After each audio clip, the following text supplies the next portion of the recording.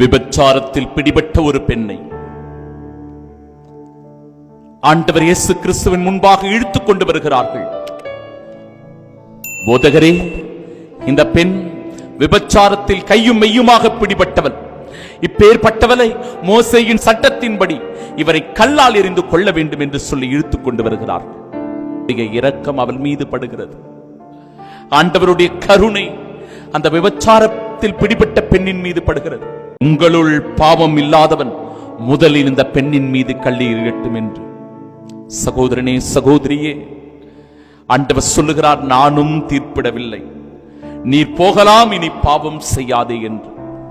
நாமும் பாவ வாழ்விலிருந்து விடுதலை பெற்றுவிட்டால் ஆண்டவருடைய அரவணைப்பை, அவருடைய ஆதரவை நாம் பெற்றுக்கொள்ள முடியும். இதோ ஆண்டவர் பாவத்தை வெறுக்கிறாரே ஒழிய பாவியை வெறுப்பதில்லை. நம் பாவத்தை ஒதுக்கி தள்ளிவிட்டு ஆண்டவரிடத்தில் நம்மை சரணாகதி ஆக்கி செபிப்போம். மார்போடு அணைத்து கொண்டு மன்னித்து வாழ்வு தரும் பேரன்பே, உன் பாதத்தில்